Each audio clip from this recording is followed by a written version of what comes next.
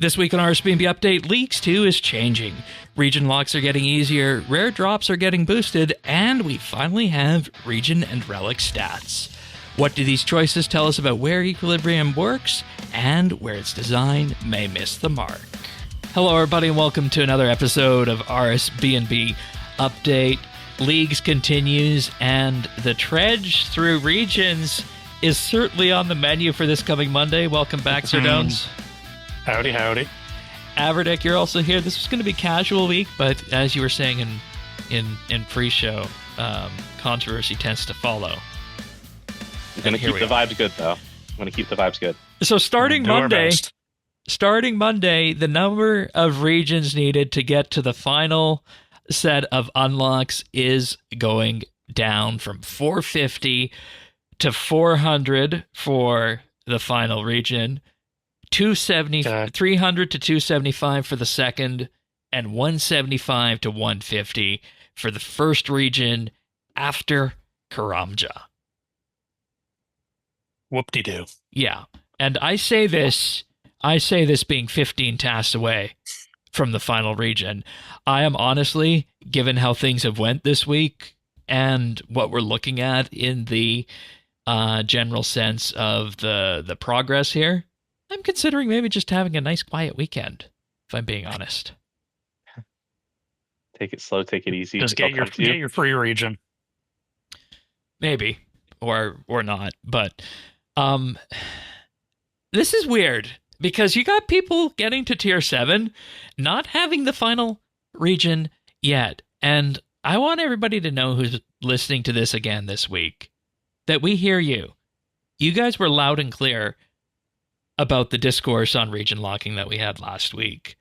And if I'm going to summarize what everybody had to say, it seems as though that there are a lot of you out there who do not like this format for RS3. And I think those of us who are locked in, those of us who have played OSRS Leagues before, we were just anticipating this, and because that's what we were used to, it's working for us. But I can absolutely see, given this setup here of what we're dealing with in terms of the number of tasks and how they're being scaled back, I can see why region locking is not working for people here in this. So what do you guys think of this? What does the decision tell us about the League's design, or even the design of RS here? Jagex are cowards. Okay. I've seen... Carry on. Go ahead. Expand. So I am having I can only speak for myself, obviously.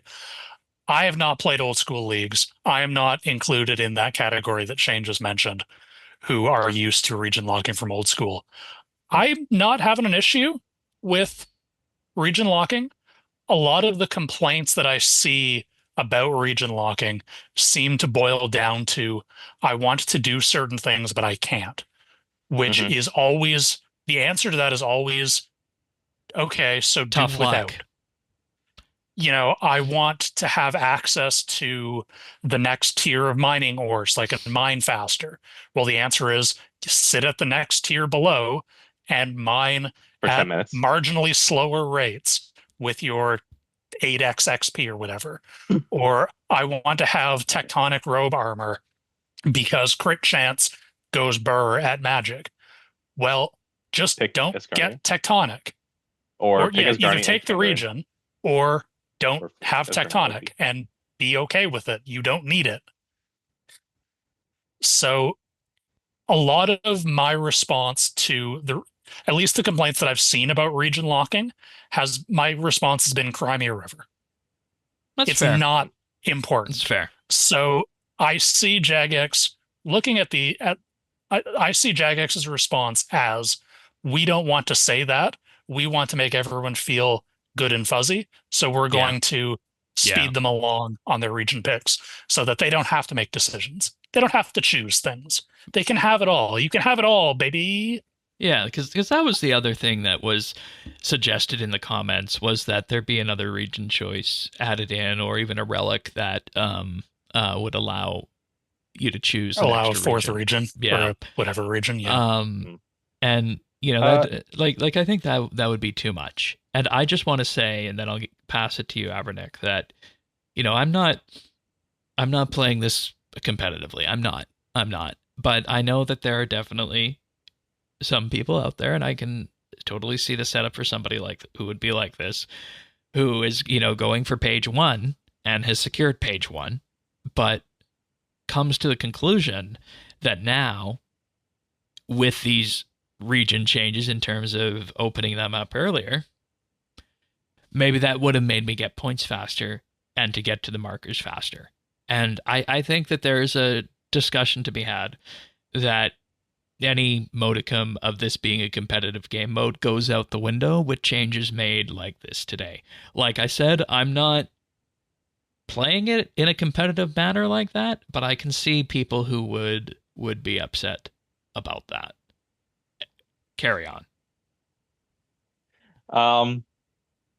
Yeah, I just want. I don't remember if I've been on an episode for this league. No, I think I haven't. We wanted to get you on for the theory crafting, but we couldn't make the time. Right, I was busy that night. Yeah, so I think this has been since were doing the announcements. This is and up to the last weekend, they were making exceptions left and right to region locking concerns, and now it's continued right into the thing. And so I don't think that's anything new. I think that the side of it that you didn't bring up, Xurdones, was that there is an audience to which the solving, the theory crafting, the puzzle solving is the mode. Like this mode, we're being presented with one mode with a ton of audience that are looking. Everyone's looking for a different thing out of it. Last year a lot of people said they wanted more power. They've delivered on that. Last year there were people that wanted the game to be more focused and honed in. That was the region locking argument. I think people wanted quest autocompletes. We got that too. People want quest autocompletes. There were things that were delivered on. I think that with the crowd that has gotten shot in the foot each time that they update leagues a week in, 2 weeks in, with these more broad system changes rather than just bug fixes, is the theory crafting group. For example, I thought I had a pretty good route put together, picking Animal Wrangler, which synergized with Kandarin and an Anachronia, and I was going to kind of like build my route around that.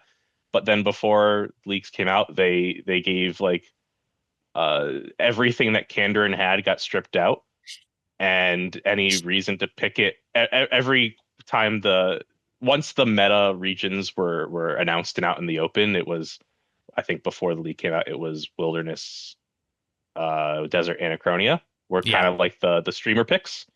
Once that was set on, everyone that was being vocal was saying those are the regions I'm picking, and then they were asking for things from other regions that maybe they actually did want Kandarin because they wanted the BGH bait without not to mention BGH bait had 3 different solves, but we're still giving that. There was still an exception made for that to drop them in Anachronia. Sure.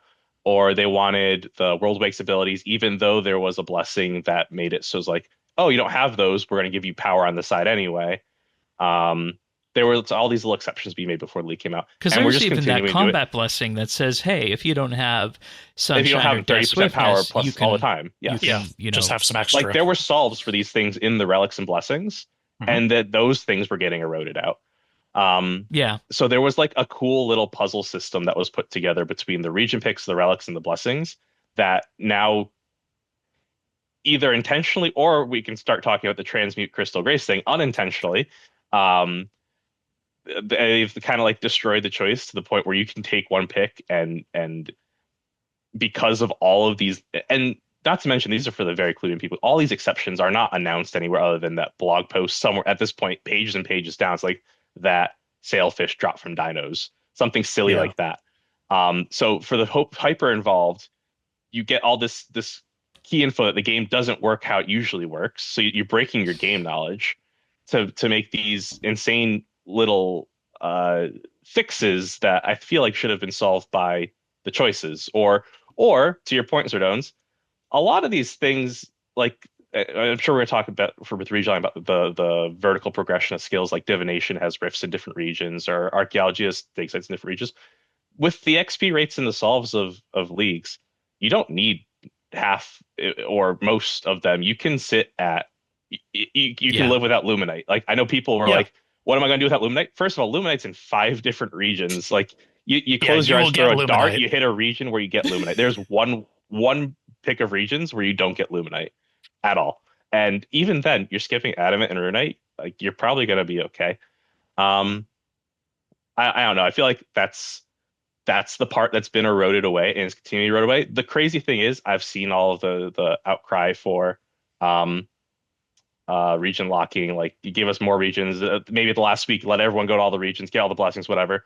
The thing I hadn't seen was that the regions were coming slow. So that part kind of surprised Yeah, me. I that feel surprised me like as well. either people just were not with the region locking and they were doing it anyway, but they weren't complaining that like they weren't getting there fast enough, or those people would have preferred the region locking system just wasn't. It was more demolished. It was more out.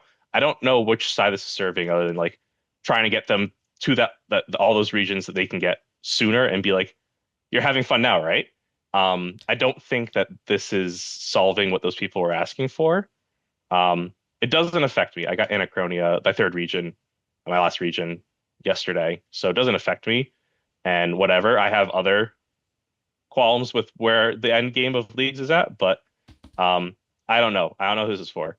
Yeah, and see that's the thing that I was wondering too is what was the internal metric that led them to take this decision?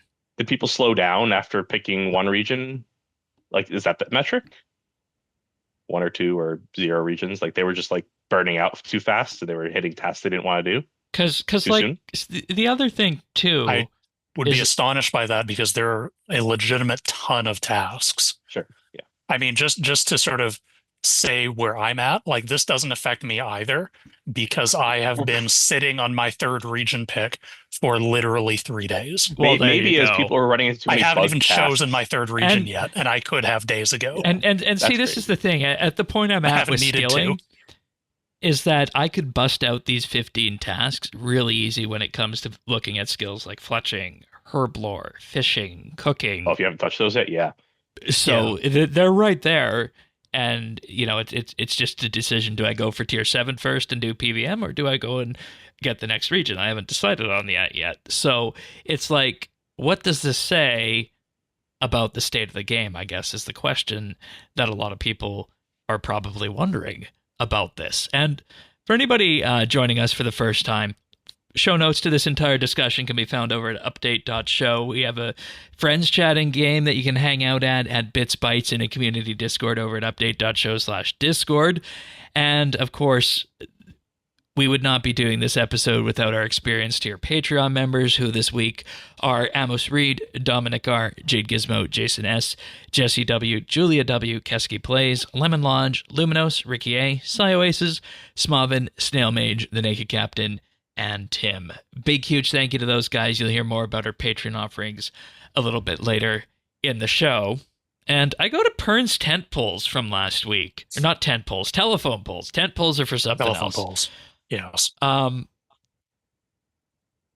Is it that vertically connected aspect of the game that's causing this, where you need things from multiple regions to do content? You need things from multiple bosses to get what you feel like is a fully unlocked combat style. Is that You're playing saying a the role word here? need. I think that's the mistake. And What do you need? And that's the thing Yeah.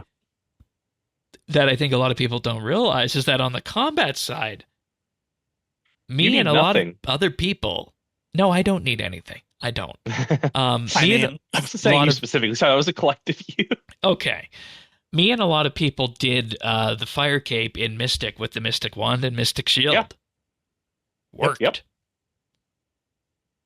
And that's the point about leagues, is that with the power creep, you might not necessarily know how powerful you are until you go and try it. And then the other thing I think it comes down to, if we're going to poke a hole in that telephone pole analogy, is to play around your relics. Because one of the other things I discovered after the show last week is that there's a nifty feature on the wiki, specifically that if you pick a skill, and I'm going to go to the farming one, it will show you based on your region all of the tasks that require farming as an unlock. Mm. So you can Nice. then go through this and you can say, well, you know, here's what we need farming for. As you can see, if I would have taken Anachronia and Turonwyn, I would have had a lot more farming tasks than the ones where I was at. But this is a great way of finding points in that you train up, say, maybe 10 levels at a time in a specific skill focused around a relic, archaeology, farming, a herblore with divine druid, what have you. Take your pick. And then you go have a look at this page. Another fun one to look at is the rune crafting page, as an example, for tasks that require rune crafting. And you can see here cosmic runes, nature runes, astral runes if you have Avernic, death runes, the full master rune crafter set, so on and so I forth. can't believe Some easy RuneSpan ones in 0.7% of there. people got it. There's some good RuneSpan ones in there, like just like use a certain transport or touch all the different node types. There's some easy ones. Yeah, I did both of those. So I can't believe how many people got the rune crafting outfit. Sorry, carry on. no, and I trained last week. I trained runecrafting with RuneSpan. It was a little sucky. Yeah, I mean, there's points to grab in there, and that's what I was trying to say.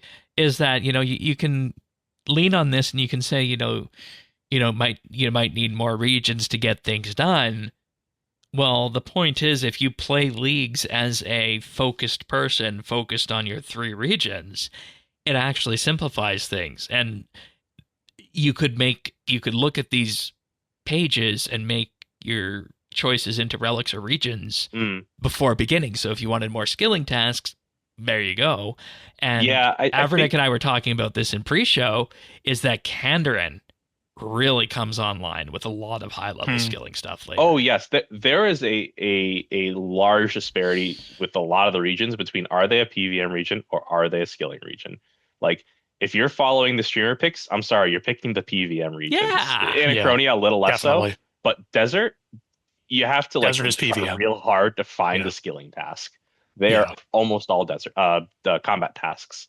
So like and Kandarin has like no combat tasks. The worst thing you have to do for blessings is legions. Like just get Slayer level, and then poke them. So it's got a lot of high level farming and fishing and archaeology and divination. So like super, and that's part of the reason I rejuvenated into Antiquarian, to help me with these archaeology tasks that are going to be happening in this region. So. Yeah, I think there's an element of I think in past OS leagues you've said that like you wish you had meta slaved a little harder. Yes, I think that's double-edged sword. Like you can meta slave so hard that you've signed yourself up for things you don't want to do. Yeah, right. And see, that's the thing. It's important to know where, if you're following the meta picks, what you're signing up for. Because if you're choosing Desert first, you're saying on day 1, I'm going to go do the Fire Cape in Dragon or Full Rune or Mystic. Then I'm going to go do Kiln, and then I'm going to go KQ, KK. Oh yeah, and then I'm going to get into the heart on first, day you 1. Better be ready bam, for those bam, blessing bam. tasks. Yeah. They're not. Those are way harder than kill an automaton when it works. Yeah. When you can get to them. Yeah, like way. But that was different. bugged too. If you took the Slayer relic, the Slayer teleport relic, you could get to the automatons even without the changes this week. Oh really? I didn't know that. I didn't hear that part of it. Clearly didn't take the Slayer relic, but yeah. I don't think a relic should be a solve for blessing task, which should have been the most buttoned up, put together things this league. Yeah, of the and tasks. but you see, this is the crux of the matter here, and we haven't, and I don't think we're going to be able to answer this question. Is that what metric is Jagex seeing internally that forced them to make that task count reduction? It's got to be played. Like, what else can matter? I think it's got to be feedback. I don't know if it is. I don't know if it could be a metric. I think it's got to just be feedback. Got to be a quantity of feedback. It can't just and be. Like I keep my eyes on what I'll call, I don't want to say casual because that oversells it, but I keep my eyes on the normal average person RuneScape discourse more so than what the high-end social media types are talking about, right? Mm. And I guarantee you the biggest thing that has been talked about in the normal person RuneScape community this league is how region locking is affecting their gameplay. Mm. So I think you're right, Avernic. It's just got to be, lower the wall to get people, to more of what they want faster. To hopefully get them out of that first desert pick that maybe they didn't really want, but they were told to take. Yeah. Like when they put the tweet out saying the percentage picks for each region, Kandarin being as low as it did surprise me, because there's got to be more players in this game that prefer skilling over PvM than, what was it, 3%, 2%? It was I low. can't see any other region being the skiller pick for see, region 1. I could have sold anybody on Kandarin who talked to me about it by telling them that, one, you get basic sunshine for free, which is going to get you 90% of the way there to greater sunshine. You're going to get ancient invention, and there's your combat side of it sorted.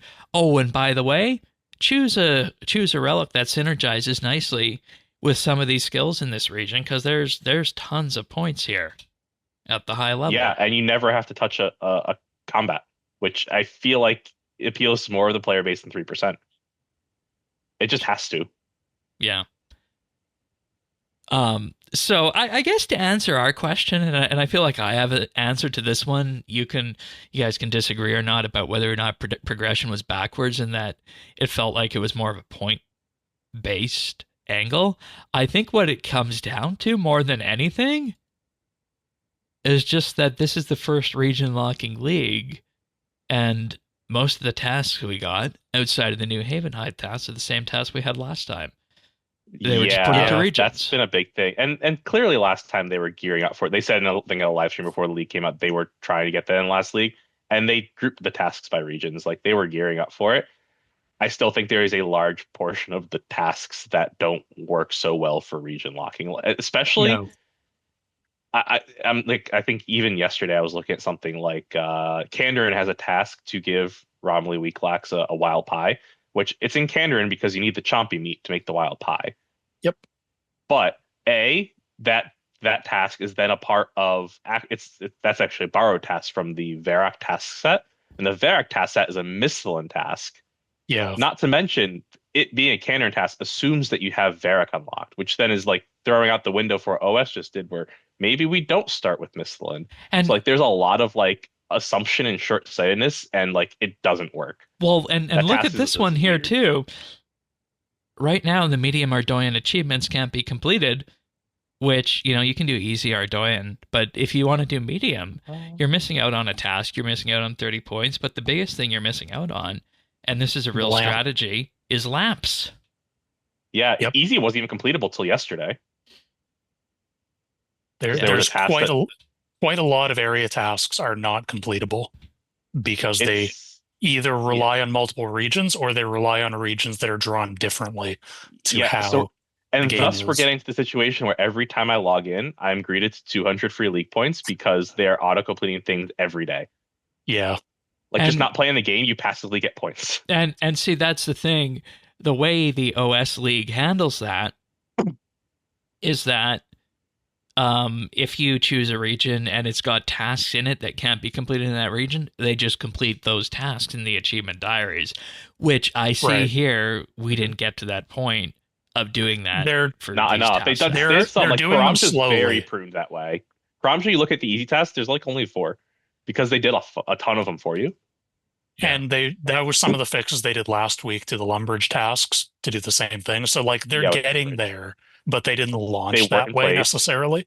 Yeah. Some of them were, but some of them weren't.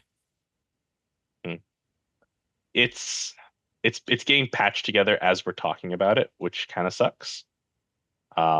I think that old school is that way fine, and I think that when we were initially told something like Desert Treasure is auto-completed, I think what that signals is that they think that this task set is good, and it's just for this one league, they need to auto-complete it. Next league, that won't be a problem, or if some future league. But the problem is, at least on old school, I think the problem with their approach is they've promised to always do region locking. So they should just get rid of those tasks, or rework them so that, like, Like it's instead of it being like take this pie from this region, that region, just keep the pie in the same region. Same thing. That way it works evergreen that way. If region locking is to be evergreen, based on feedback, I don't know if that's true for us. Maybe completing Desert Treasure, hell, complete Desert Treasure will never be a task we have to do because it's going to be auto completed forever because that Yeah. is a Ancient pain magic. quest and Yeah. so deep in and it has so many prerequisites. It will always be auto completed. That task just shouldn't be a task. Why are we giving us plus 30 points and then inflating the point total, which you have to count for later anyway that everyone had it. Yeah, and It's confusing. and this is what I get down to when I say, you know, I felt like this week I was fighting the game. In The that bugs. bugs and, you know, just things What works.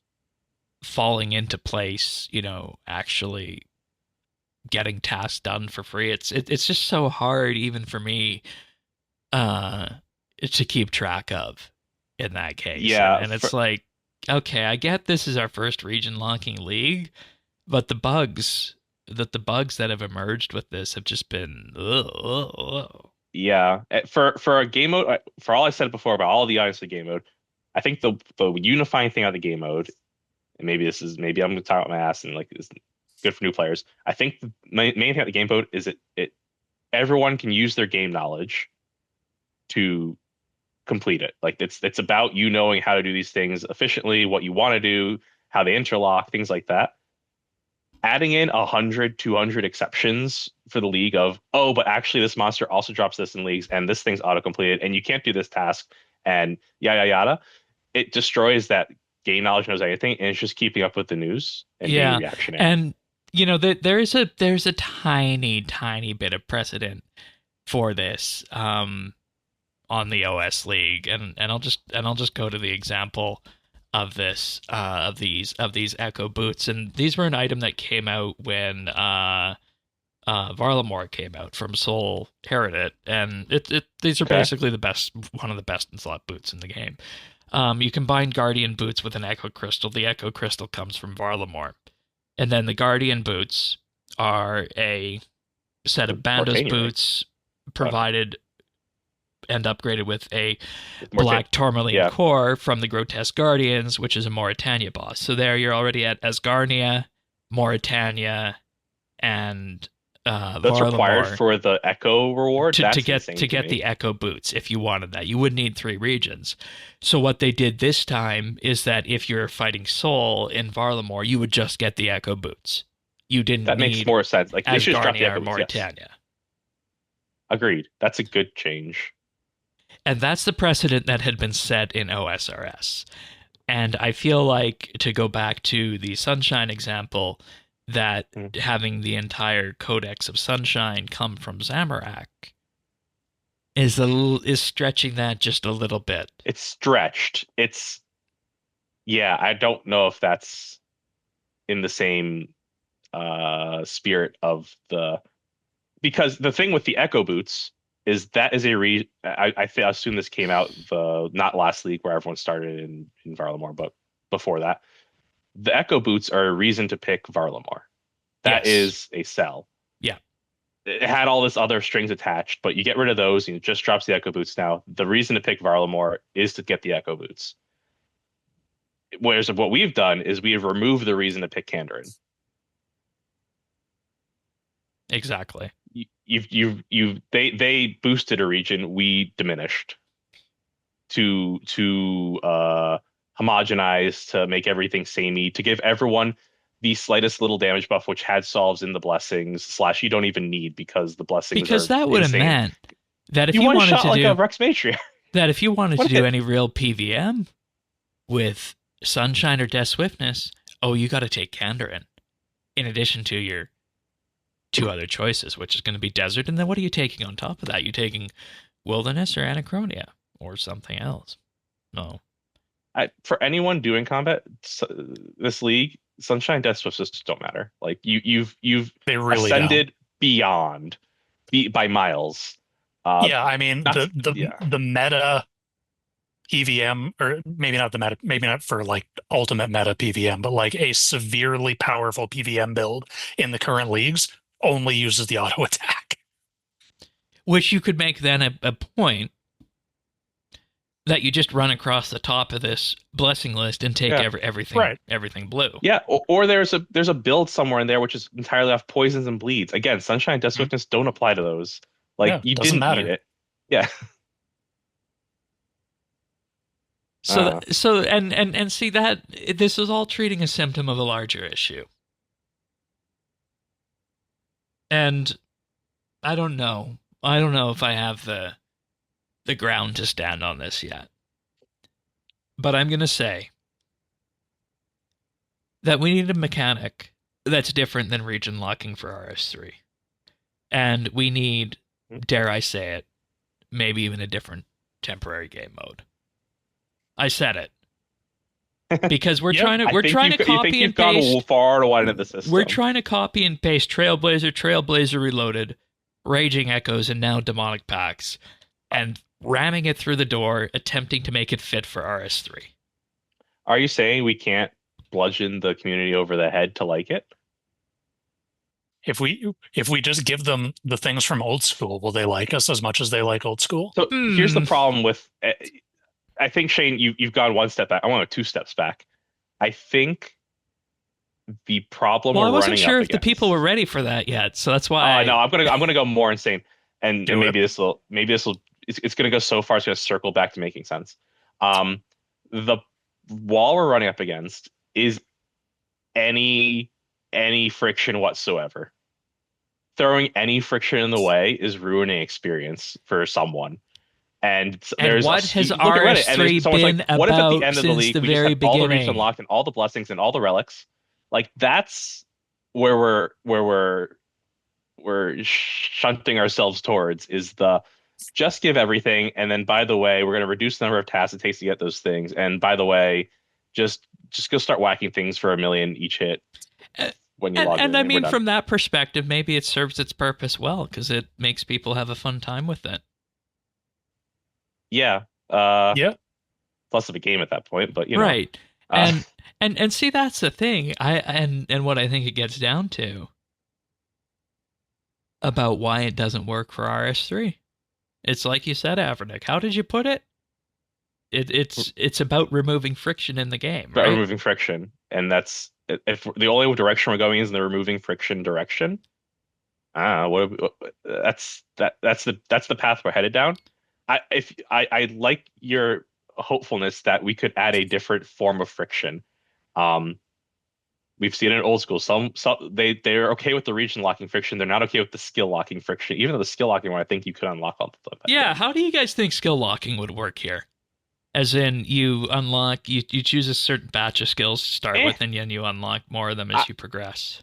I think it'd be more Try boring. Like we could try it, but I think it'd be more boring than region locking. I think It's also worth noting that that league was the most panned OSRS league that ever happened. Absolutely. I think the interesting thing about region locking, and this is going to be maybe very controversial, is that the regions were built without region locking in mind. Yes. So the Right. things that are in each one are scattershot and weird and interesting. And if you do by skills, like you're kind of just removing sections of the game without like. There's probably a skill or two that you remove it and like it's a building block for other skills, but largely less so. Not as Yeah, much. Here's the skill interrelation is much less of a thing. Here's the question I'd ask the league's balancing people for next time. You ready for this? How do you balance the desert? Because as it is right now, Telos, God Wars 2, It's all the PvM. KK, Yeah. Menaphos, there's so much there. There is. Yeah.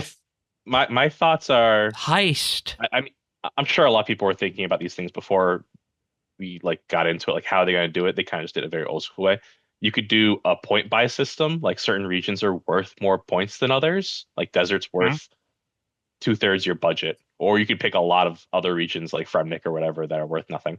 Or like I know that this has been said a lot. I don't want to do echo bosses, but a mechanic that gives each region some extra league attainable thing, like the echo boss rewards. Like if desert had some whatever reward because it's already loaded, and you give Fremnik some awesome reward for taking it, which I wouldn't do echo bosses because I don't think we're as because do you really want to fight?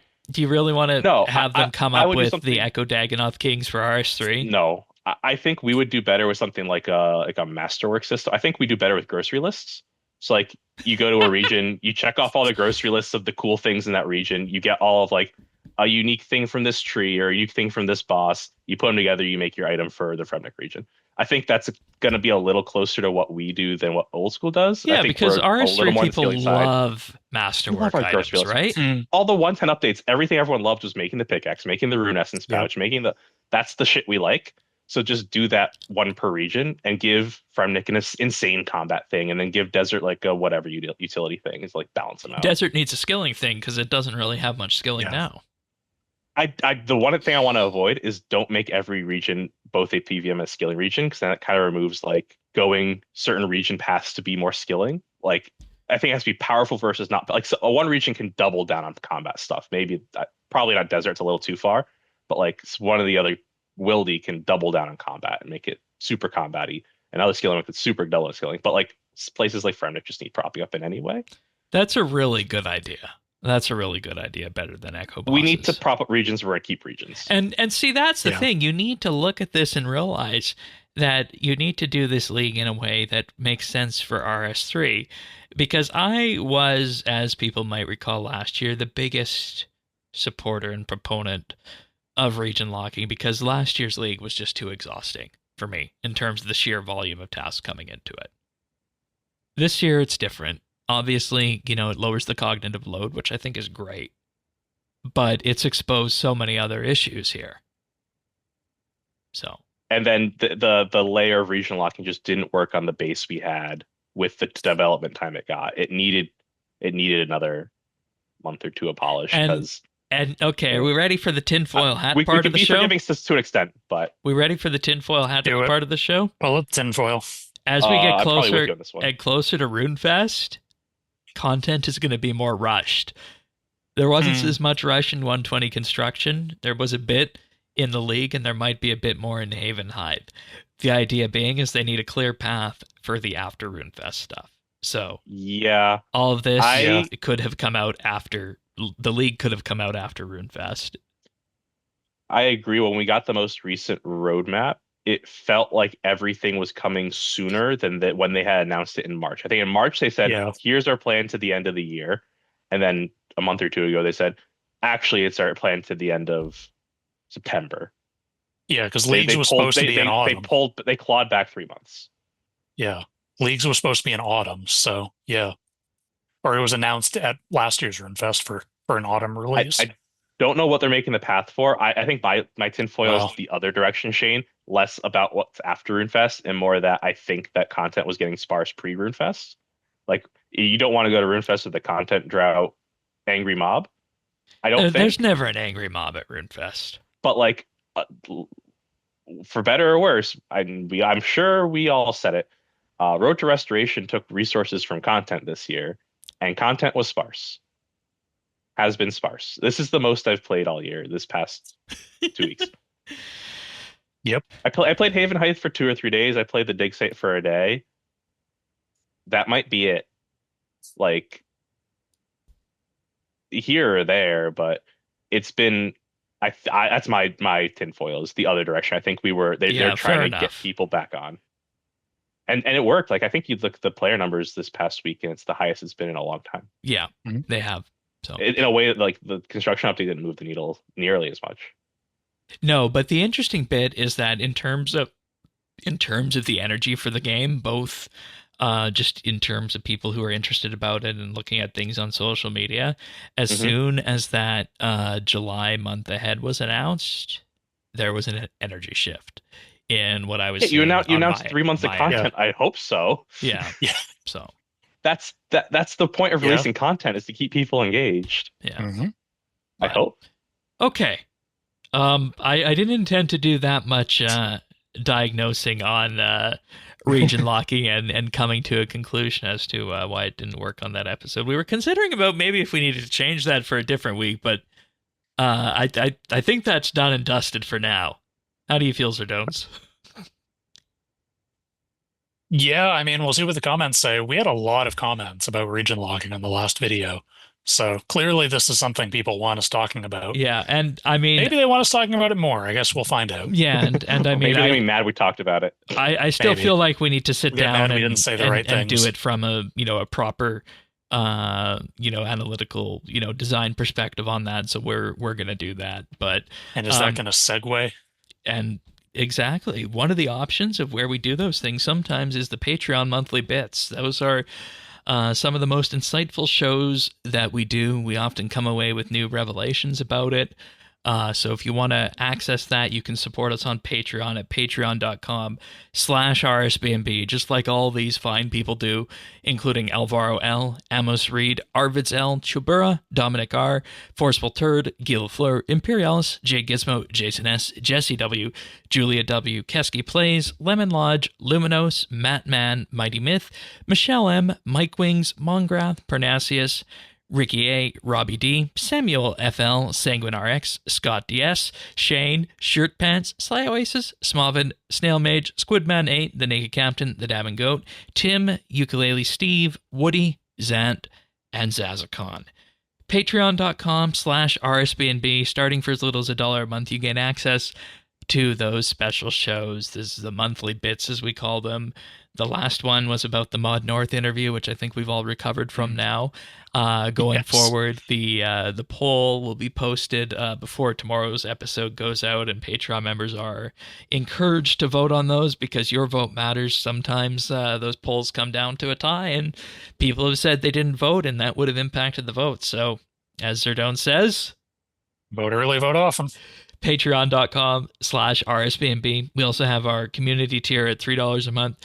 For that price, you get the RSBANDB Update Discord rank, a special chat channel, a monthly shout out at the top of the show, plus high quality stereo versions of the podcast. And at that tier, periodically we'll ask our Patreon members for ideas they might have on monthly bits, discussion topics for quiet weeks. They get to take part in our community nights, and of course, the continued gratitude of supporting RSBANDB Update.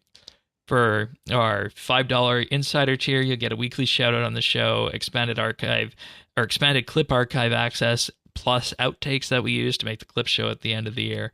And with that, you'll also receive the RSBANDB Update Christmas card in December. Patreon.com/RSBANDB. Thanks so much, everyone. Okay, so we know now a bit about the meta that has started to emerge for this league. 67% desert. Shocker. The PvM region. Yeah. Oh, apparently I'm not signed in anymore on that. Whoopsie. No, on the app formerly known as Twitter. You have to give Twitter all of your data. Oh, I do that. I do that. I do that already from time to time. As people will know, to Elon. He hungers. Who posted, but 67% desert, 35.9% wilderness, 23.1 Asgarnia, and 10.4 Anachronia. I am surprised Asgarnia is so high. Yeah, I guess it's God Wars 1. It's more approachable PvM. Like, yeah. What was the fact that next AOD dodged a blessing task was huge for Asgarnia, like as more casual. Right. What? And Virago. Wait. Like, you don't have to do any of the group stuff. Yeah. AOD and Virago don't have blessing tasks? Nope. The worst is next, I think. Like, it's low bar, and that's easy in this format. And then 10.4 Anachronia. But if you remove that Asgarnia bit, there's your streamer meta you were talking about. And I think that 23.1% Asgarnia is the people who don't follow what the big streamers are saying. Yeah, I think Asgarnia is an easy pick. Is like, it's the one next to Misthalin. It kind of feels like it's part of the starter area. Like, it's familiar. I think a lot of people think that that's its benefit. And like I said, as casual PvM, it has some good skilling areas. Like, it's got stuff. You get so many great things in there. You get the Arc, you get pest control, you get Shattered Worlds. That the Arc ended up in Asgarnia is something. I mean, I guess the Axis, like, sure, but and then the Arc has like one of the blessing tasks. So like it's core Asgarnia if we continue with the blessings. Right, 81 thing going right. forward. Yeah. Yeah. Yep. Surrey. That's the hardest one as a series task. And well, then, no, actually, I have to just disagree with that. The hardest one is assemble a god sword. Oh, fair. Yeah, fighting against drop rates is always going to be the hardest task. Yeah. I'm sorry. That's I think every That's the task has like a hardest. drop rate task. Like they kind of Probably, follow I think format. so. There's like an easy one. There's a Slayer one. There's a drop one. There's a you're not going to do this one. Yeah. you're going to do all the Kandarin ones. Kandarin, sure, but like Yeah, Candor. the Telos one or the Zamorak one. 5.4% Kandarin. 5.3 Taranwin. 1.3 Mauritania. And 0.2 Fremennik. Those last two are where they Or need to be. Fremennik. 0.2 is actually too high. I'll give it. It has the easiest blessing tasks. It has the easiest everything tasks, except apparently a lot of them are bugged. The thing is, it also doesn't have many Supposedly? tasks. It has the lowest points It of any does. region. It has the lowest points. It only has like 5,000 points, 4,000 points, something like that. This is my I'm going to say many hot takes to show. This is I think that they made a mistake with the region sectioning off.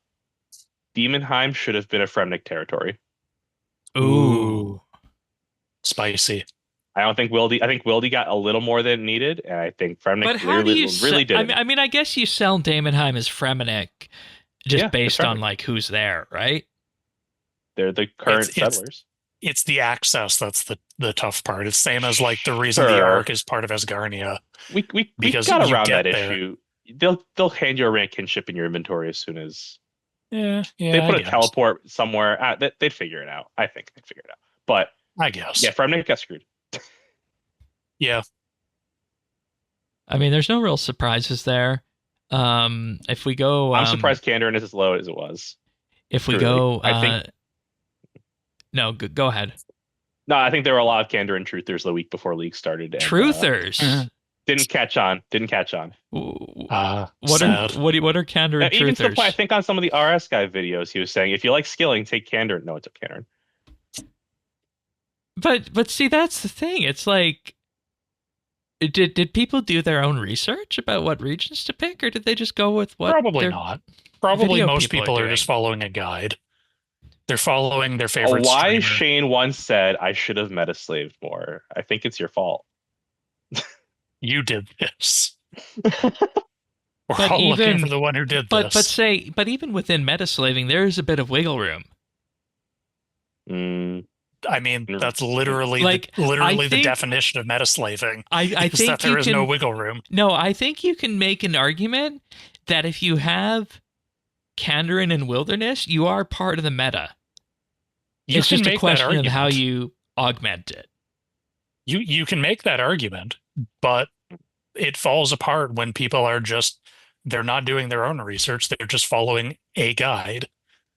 And I that haven't- brings me I to haven't another. looked it up. I know the RS guy had like a full-on pathing guide Yeah, last year. I haven't looked up if there's one this year.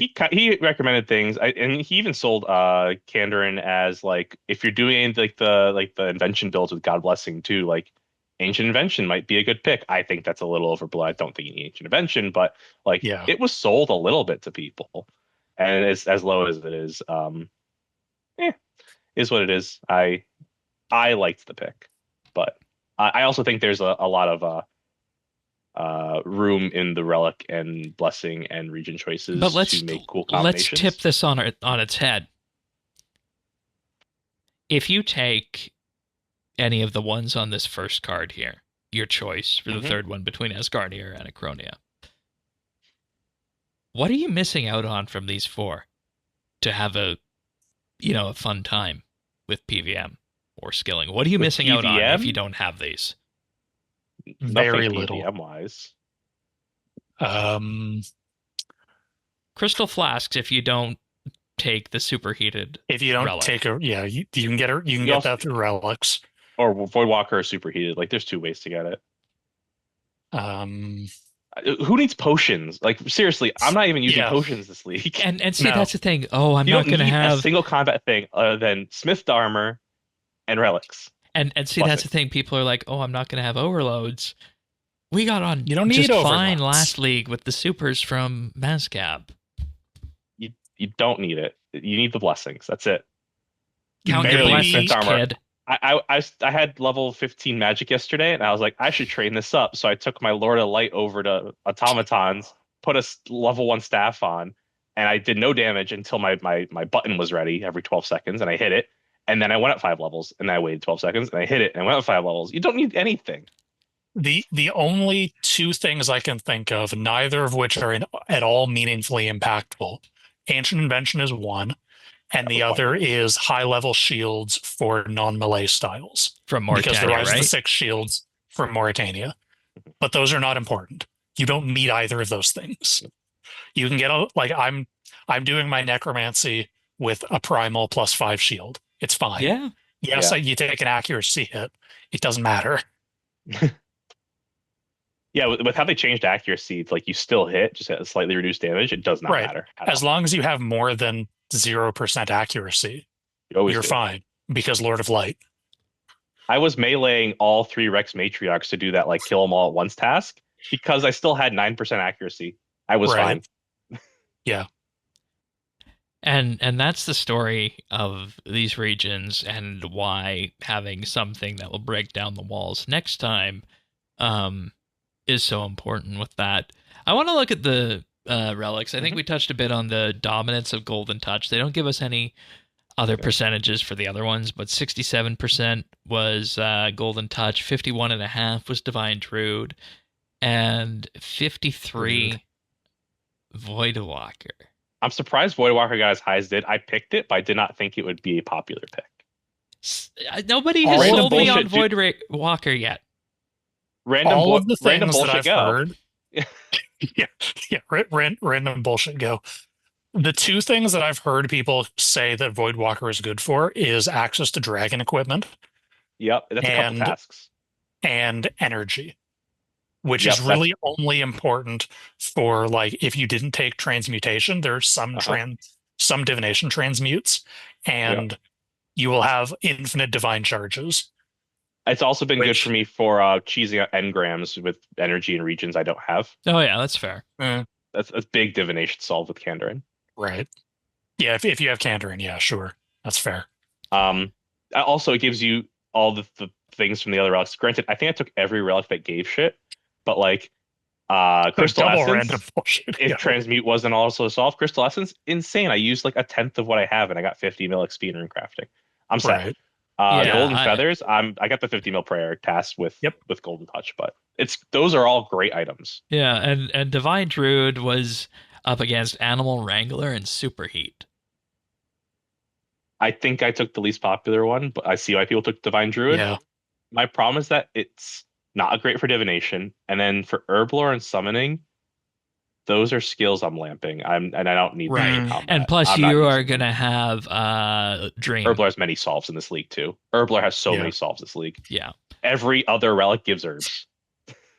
And the farming relic too, mind you, with that. Yeah. So. And Golden Touch gives herbs, and Animal Wrangler gives herbs, and everything gives herbs.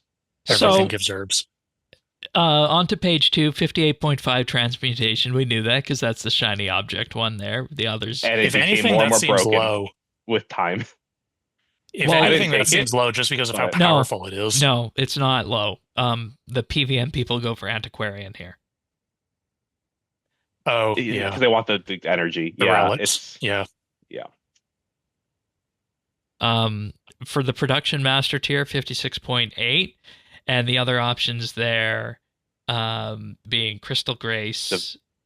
Or Clue Connoisseur and Devout, no? Clue Connoisseur and Devout, right. And again, the meta choice for PvM there is Devout because it boosts summoning familiar damage. I am surprised this one's as popular as it is because it is a objectively worse version than last year. And people love it this year. But here's the deal. The thing is, last year was against Clue Connoisseur again, and last year people loved Clues. Yeah, last year Clue Connoisseur was a lot more powerful. I am taking Production Master in any league I play that has it, because I made a set of Starbloom at level 94 crafting. Yes, the tier skips alone with the level boosts are insane. Yeah. Last year it had chunks of superheated in it. It was just better. Like this year, I'm like, why am I not making all my 60 bars at once? Well, here's the deal with Yeah. that, actually. You have to be real careful with that, because when I was making Star Bloom, it was either the Star Bloom thread or the Star Bloom cloth. If you make too much of it at the same time, you'll crash your game client. Yeah, that happened to me. I don't know That's exactly what the hilarious. number is, but yeah, definitely 60 crashes the game. That's amazing. Rejuvenated was I'm glad it's popular, though. 97.7%. As it should be. Perfection sucks this year. Well, yeah, perfection sucks. I'm very curious to see what people rejuvenated into. What did you? I rejuvenated into Endless Harvest. Okay. I was Because I going picked between Golden Touched for the agility, Yeah. and I just wanted easy gathering skills. I was going for mine between either Antiquarian or Endless Harvest, and I ended up going Antiquarian because I saw how many archaeology tasks I had to do. I leaned your way for this. It's kind of the same. Yeah, Kandarin has a bunch of archaeology tasks. So does Moon, Haven Height, and also by the time I got to rejuvenating, my gathering skills were all like level 80. I was like, maybe I don't need it. Initially, I thought I was going to go back into survivalist for the tools to like keep my skills up, and I was like, I am a little bit concerned about doing the 50 mil mining and fishing tasks. I can do the woodcutting one easily with infernal ads. That becomes AFK, but I am worried fishing about, is dream. Yeah, well, I don't have that. I'm worried about fishing and mining on my end. Mining is also 50 mil tasks though. Like again, I want to do them because the word need. Well, see, here's the deal here. I see skilling as something I can do that's a lot more laid back. Like up until 2 days ago, I was having a skilling league. I only did my Fire Cape 2 days ago. So I want to do as much of that push to dragon by doing the skilling task, which means 99s and 50 mils and 110s and 120s where they exist. Sure. I still think you won't have to do as many as all of them, but I mean, yeah, if you want to do them, then you can, and I mean, whatever. And then Iceanic Faith, 97.3%. Not a surprise because it is objectively the best one. Yeah, I was gonna say, is it worse than last year? It's different than last year by a little bit. I think last year's just included the prayer side of it that gave it last year. Last year, the one thing I'm noticing, which is the dumbest little thing, prayer didn't drain last year. Right. Oh no, I have to prepare a potion to my Jad. Yeah, like it's full prayer and it gives you a massive prayer bonus, which synergizes really, really well with some certain blessing picks. Yeah. Which make you I can't remember it off the top of my head. It's one of Lord of Light? The crit it's one. probably Lord of Light. No, not it's not the crit one. It's Lord of Light. Lord of Light also keys off of prayer bonus. Yeah. Yeah. Light of Xurdones, the area of effect thing, gives 2% extra damage for each prayer bonus you have. And you get 50 prayer bonus from the book. Yeah, so that immediately doubles damage. Okay. I think I should go get blessings then, rather than trying to ram my head in at PvM first, because I'm very close to super prioritize Lord of Light, and yes. Okay. Go get Lord of Light. If you crit with like 2 of them, everything deletes. For the Lord of Light pickers in the group, Xurdones, Avernic, you got 4 lights or 5 lights? It's like 6 lights. Yeah, it's more. Okay. The thing is, they don't always hit. Like Does anybody get the reference? Yes, we get the reference, Shane. No, I don't. Shoot. Okay, I get the reference, Shane. Thank you. You're very clever, Shane.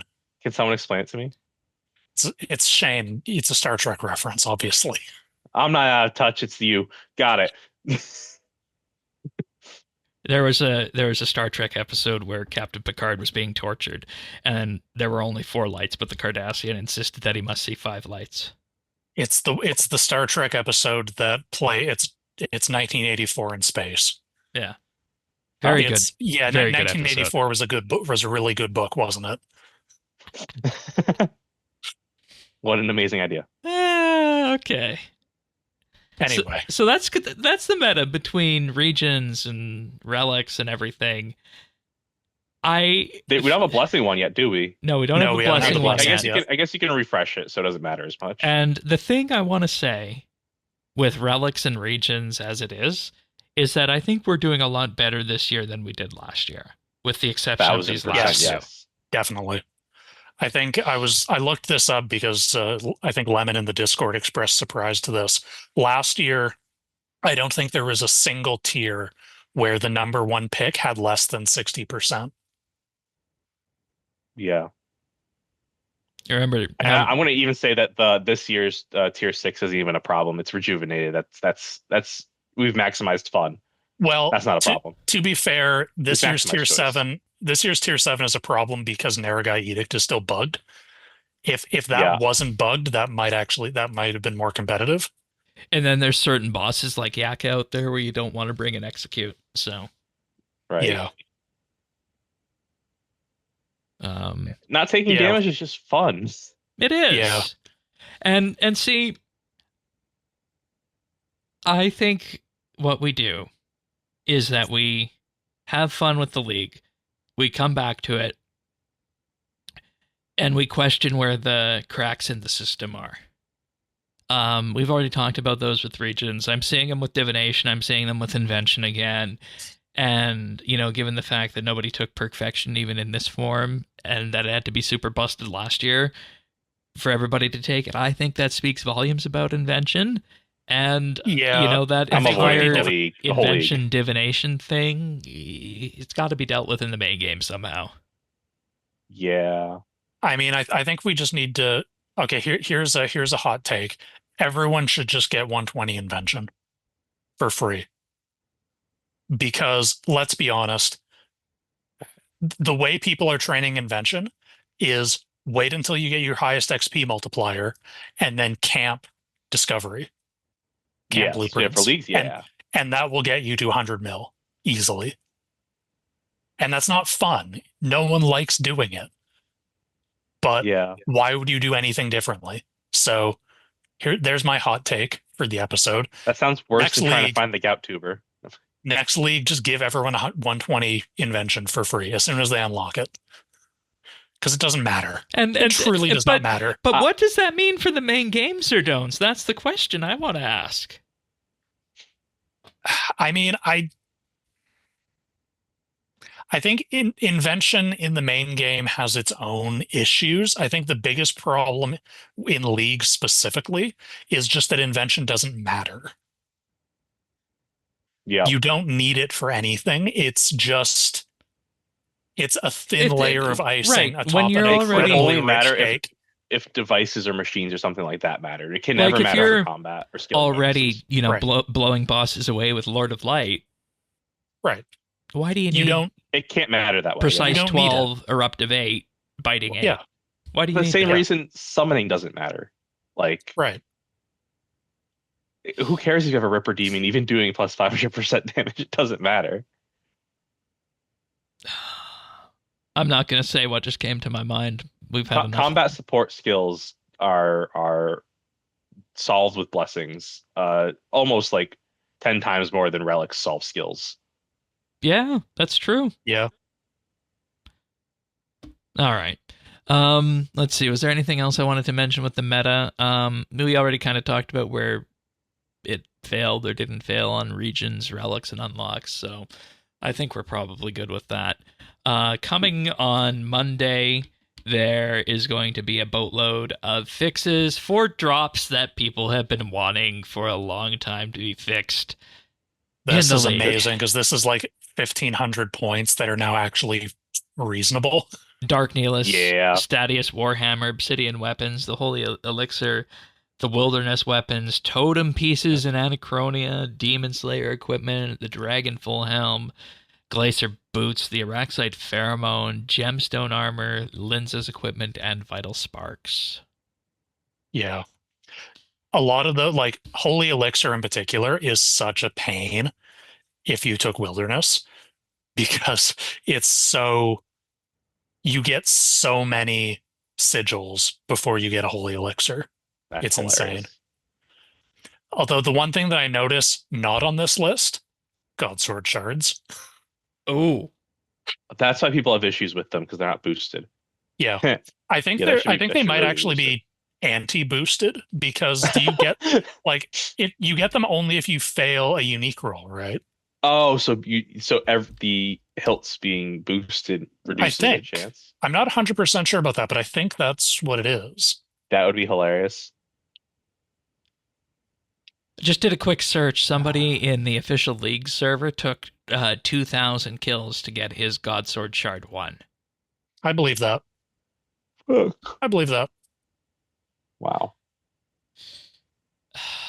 Well, I know the ones I'm looking forward to on this list are the Dark Neelas in particular, because I want to make one of those tier 95 Lang Swords, I think, Mm. and the Yep. Dragon Full Helmet. Because See, that's a Dragon countered Full thing. Helm, don't have to worry about it if you took Void Walker. I have 10 in my bank. Oh my god, you have 10? Relic solves. Yeah, so many solves of like equip blah dragon, the Void Walker gave it to me. Think about Okay. All right. Would you take, and this is for my own purposes, because, I need some green rewards on my GIM. Would you take Voidwalker on a purely AFK account? Absolutely. It shines when in the mass quantities of bullshit. Because I was Like, thinking, why would you take the farming one we have to click all the time when you can get the free because stuff? I was thinking what you do on an AFK one is you start with Endless, and then you do either Superheated or Animal Wrangler. Probably Superheated, and then go into Voidwalker with that. Okay. So the thing is, if you're not taking natures, you need a farming solve, and Animal Wrangler's a farming solve. Yeah. Well, like, I'm not anticipating that this would, be a multiple tier account or even tier 7 account, just enough to get the rewards I want on the game. Sure. But anyways, aside from that, yeah, been looking forward to a lot of the fixes that came out this week.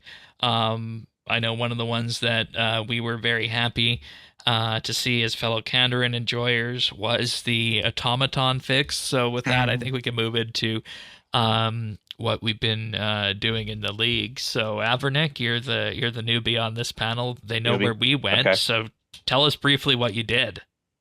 All right. I've loved Golden Touch for a year, so I had to take that. That wasn't any question. For a even year? when they kept saying great things about. What was it last year's Golden Footed? Yeah. Oh, Yeah, okay. Golden Footed Yeah. was last year. If the It's relic basically the solves same. agility, you take it. That they made it 7 times, 10 times better. I stay on the cake. I was taking it no matter what. No regrets there. That's great. Animal Wrangler was my master plan. I was taking that with Cancer and Anachronia, and I was going to focus on BGH, POF, mostly those two things. Like those are I saw my end game, and I capitalized on my POF last night. Not to mention, I didn't realize I was playing leagues. There's an infinite bean cycle with Animal Wrangler. Not in a bad way, in my opinion, but because one of the perks of Animal Wrangler is you sell animals at their max bean value, and that counts for the little troll guy.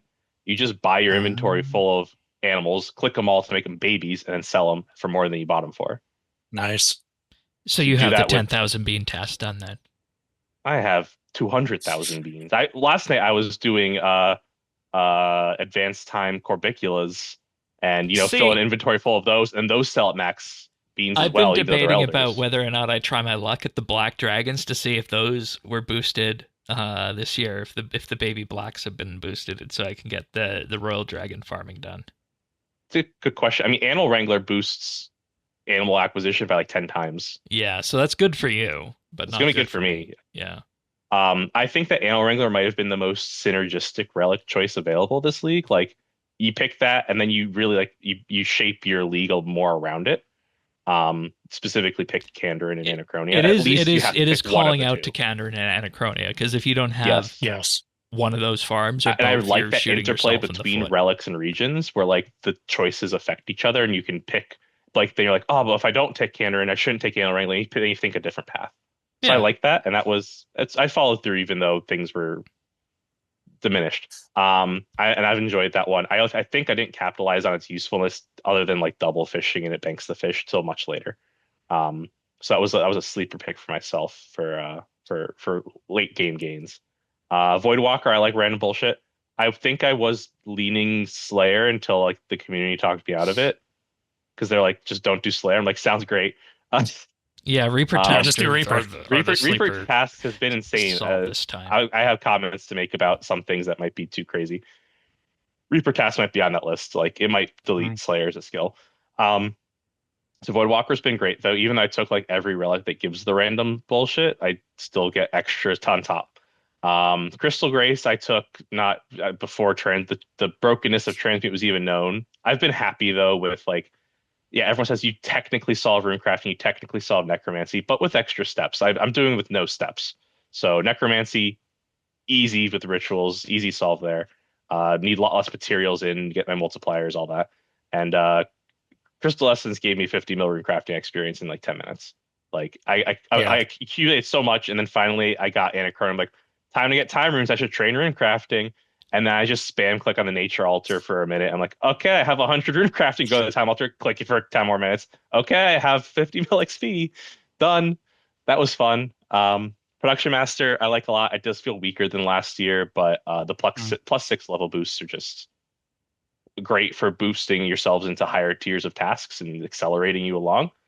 The urns are good too. I think the urns get a little crazy when you're advanced timing POF because like I advanced time, click on a dinosaur, my entire inventory is farming urns, which is just doubling the experience or something. When I was doing my divine druid trees, I was getting like 3.5 urns per tree. So it's the farming ones fill so fast. Rejuvenate and Antiquarian, I originally thought I was going to go back to either of the other tier 1s to boost my gathering skills, but by the time I got to tier 6, I felt like my mining and my woodcutting were like 80 plus. My fishing was kind of solved with Animal Wrangler, so I didn't feel so enticed there. I considered Divine Druid for a quick second, but like I said, every other relic solves Herblore, so I didn't feel like I needed the herbs. And summoning, I've decided I'm just Tears of Gut fixing, lamping stuff. I don't really want to bother with the skill, even at the relic level. So I went into Antiquarian, like you said, Shane. I just took regions that had a lot of archaeology sites, not to mention Anachronia, doing the level 120 mystery, which is like excavate one thing, is a master task. So like, yeah, of course I want and Moonrise had a lot of tasks. Moonrise actually has a new dialogue in a couple of places, new content, which is in the live game maybe now at this point as well. So I kind of want to see that. I've been having bad luck with lore pages though. I cannot get those ones from inside Moonrise Temple. That is unfortunate. And Asiatic Faith. I mean, everyone took it. It was great last year. It's better this year. It works as my blessings. And then we don't need to say anything about Asiatic Faith. That's the obvious one. Not too much. I mean, I think almost the more interesting about tier 7 is getting the advanced time thing, which totally changes how you play leagues once you get it, especially with Anachronia. Like, I was saying this pre-show, it's too much. I think advanced time is too much of a band-aid. It solves a third of the skills. Even if you don't take Anachronia, it's why train archaeology before you have it? Why the only reason to train archaeology is to get the pro notes to do that. It solves farm if you have either of the ranch or the POF. Like, it's kind of nuts. It's like relic power good, but it's a passive that everyone gets. My pitch is that I think we should break up. We should not give the infinite advanced time. We should give maybe infinite researches to the archaeology relic, infinite POF to the farming relic, the POF relic, Animal Wrangler. I think don't save Dream. I think let Dream not. I get that Dream is too strong. It's too strong. I get that our game had a period where we put a lot of time lock content in, and that sucks. I think we should, instead of glazing over it to the point where you just do it but at stupid rates, we should go the other way and have nothing attached to it in leagues, no tasks. I honestly, am I gonna say it? I think we get rid of some of the POF tasks. We get rid of some of the. Yeah, I agree. Actually, like it's not fun to get not all 9 breeds of Chinchompa or whatever the hell, unless you have this stupid skip that you just get. So I think that the advanced time thing is something we should deprecate. We should save the parts we want. We should make the content over time stuff work in certain places where we think it accents a relic, but we shouldn't be highlighting it as part of the end game of leagues. No, I agree. I- I agree. And, I thought long and hard when I was making my region choices about whether or not I would take Anachronia, specifically because of the power it's the main reason people took Anachronia. of the Dream of Aya. But I thought, I just get so much more out of the other region, Sure. Kandarin, in terms of how I want to play with skilling. So, like, I More was power kind to of you. insinuating I wanted a bit of a skilling league this time, and I'm happy to have delivered on that. So, I think Anachronia still has the sauce even without Dream of Oh, Aya. definitely. yeah, you can absolutely. Definitely, it I does. think it's Like still Greater fine. Like, I Ricochet, think we can get rid of it. Big Yeah, Game well, Hunter. Greco of the Rings. It's got Rings. just enough bosses that are interesting. It's got a heck a ton of skilling content. Like it Mhm. just does. Um, I think maybe it'll be a little lacking. Maybe that's where you put the arc, is you attach it to this instead. Just by Yeah, proximity. like Anachronia and Axis against Islands, stuff. right? Right. Yeah. I think they even said they thought about that in the pre-league stream. So like I think you Yeah. can shore it up if you really think you're missing something because it's only got 2 bosses, but I think it'd live. These are blessings. Yeah, your Blessings. blessings. I was the most seat of my pants. But it works. I really, You got a good I was setup pretty here, I sure think. I wanted for a hot second there, I was like, I'm gonna full blow order like all the way down. I pulled back a little from that idea, very little. I did at some point be like, maybe I'll get true equilibrium early on. I said that. That's why I took Abyssal Cinders, purely to enable because I was like, I don't want any other Zami one over Hmm. the reason I didn't want to take Perfidious is because I wanted to end up with the God Blessing 2 Yeah. order. So I had to take at least 2 orders in the second set. So that meant that the Zamorak wanted to be in the first set, and I thought Abyssal Cinders was I was keeping the most on that tier versus giving up the other 2, which are Interrogate Aegis and Steadfast Will, which are insane. There's a lot of things you could say like this is the league of like you can say this is the League of Bugs. Say this is the League of Shields. This is the League of Yep. Steadfast Will. Like Yep. the way that those abilities change how you play is something I think we should bring into the main game. Obviously, they're too much as is, but they're a really good idea. I love preparation being just an ability that reduces cooldowns. I Yeah, love that's that. great. It's the least powerful one, I think, because at a certain point you're just like hit any buttons and hit your basic and you're fine. But I think it's the most interesting one. I like that bash is enough to say, yeah, use a shield. Like I'm already hit. I'm not re- even that like specced into it, and I'm already hitting 15Ks. Hmm. It's my Yep. best ability. That's not Lord of Light. Auto attack. It's on Lord of Light. Yeah. It's the second best ability. Revenge is cool, like that. It has like better use cases when you're getting hit by a lot of things. And what's the other one? Reflect is fine. I'm the least impressed by Reflect, but I know it's doing something. It's just like I'm mitigating so much damage myself anyway that's like not doing much back. So yeah, my blessings, like I said, I for a hot second there, I was like, am I full sending order? If I didn't go for true equilibrium, I would full send order. Hmm. I do want to respec into something nuts. Like if I manage to get Bic arrows, I will try the poison build. From what I think that's understand funny. on the poison build is you don't even need Bic arrows to Unless it doesn't truly work or that. make that Um, sing. But The problem is I've heard people say that like other things are like buggier interactions. Like I feel like this is like also in addition to being very strong, the most stable picks. Yes. Which is saying something in the League of Bugs. So, yeah, I've been very happy. Like I said, I'm with how are all you the finding blessing. I don't have tier 8, by Genesis the way. Essence? Sorry, this is here. I don't have it yet. Oh, okay. Sorry, I still have 4 blessing tests to go till that. Okay, fair Honestly, enough. it's mostly the Slayer ones. I just have to get my Slayer a little higher.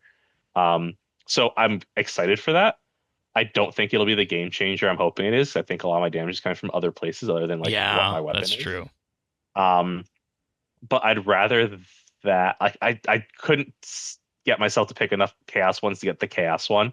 Not to mention that one requires you like farm for drops and get some like I did manage to get a crit bloom top in my couple of clan Croesus kills. So like I was like, Magic's the only one that's even interesting, right? Because Yeah. it's the only one with enough set effects that you can Yeah. splash enough of them in. So like maybe, but like the invention one so doesn't interest me.